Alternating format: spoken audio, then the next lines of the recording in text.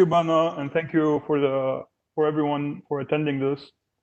Actually, I came here in 1999. I never left. I don't intend to leave neither AUB nor Lebanon. I also grew up in Beirut and around Ras Beirut, and for me, AUB is more than just calling it home. And the fact that I'm a historian on AUB, given that my first book, which is Campus at War, documents the history of student activism on campus, but also I do deal with the civil war in Lebanon and the ideas of collective memory and all of this. For me, AUB is the epitome of resilience. For me, AUB is not only a Lebanese entity, but rather a regional entity. And I don't need to be preaching to the choir here. We all know the importance of AUB. And I think you will be hearing one of my students, Uba Ali, who I had the pleasure of teaching when she was a freshman.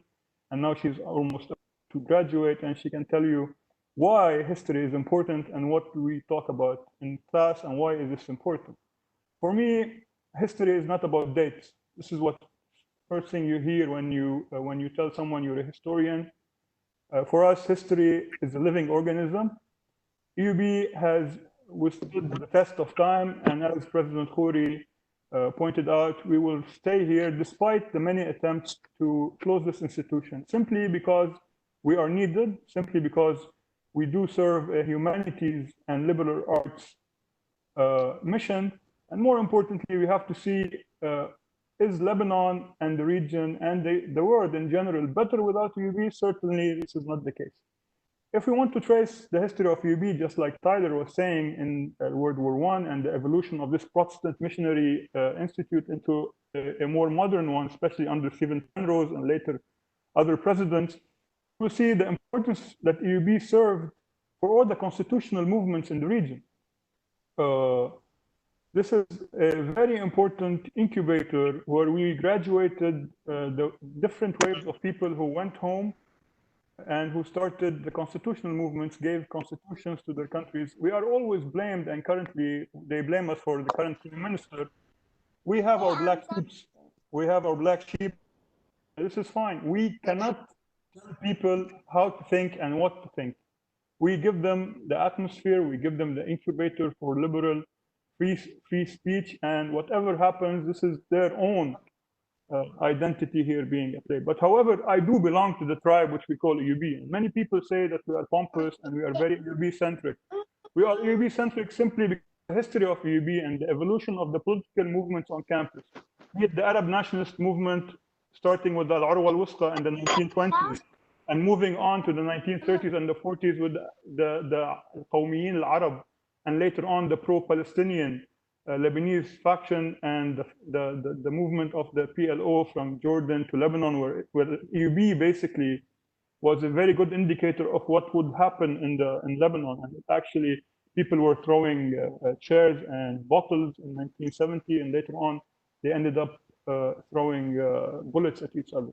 This is not the whole idea here that even AUB in 1975 played a very important role, not only for Ras Beirut, but the idea of there's proper civilization in Lebanon. And Ras Beirut always epitomized this. Our problem is that we are always attacked, that we have our walls, and these walls prevent us from interacting with people around us. This is not true. These walls are only rocks where you can actually join AUB, be it figuratively or physically, by engaging AUB in dialogue and debate. I'm not trying to take away from the importance of sciences. Definitely sciences do play an important role.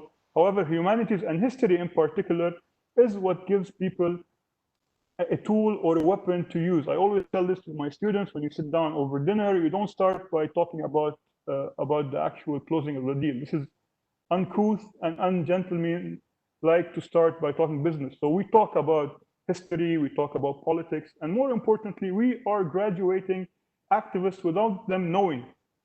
And this was very clear from my interaction with my own students, and even as Bana pointed out, I was labeled as a professional student, someone who's engaged in student politics, and I'm very proud of this. However, I'm an AUB student activist. I respect the law, I play by the rules, and ultimately I believe in non-violent gradual change. And this is what we are trying to institute in Lebanon, and this is what AUB stands for. Resilience and AUB are bedfellows. You cannot take one without the other.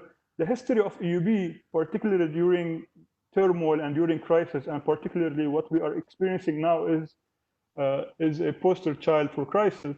We will survive simply because we are resilient, because we all come from different, diverse backgrounds, and this is what is important. The whole idea, we don't have one AUB, we have different houses in one mansion, so to speak, to use the words of my late mentor, Kamal Salibi. It is very important to always keep in mind that although it is a bleak and very challenging times, the history of AUB has always been a beacon of hope, and this beacon of hope starts by you, the graduates of AUB, not forsaking Lebanon or forsaking AUB, and the whole idea that in times of crisis, people go back home, they don't leave. And this is what the Lebanese and the AUBites have always done over the years. And I think this is the time for us to pack and come back and to prove to all these people, I am a history professor. I don't want to be in agriculture. I don't want to plant. I don't want to harvest. I want to teach. And this is my right. And anyone who says otherwise does not belong to the idea of Lebanon, neither belongs to UB. And certainly, we will never stop saying what's right. And UB will always have its gates open to whoever wants to join. Thank you very much.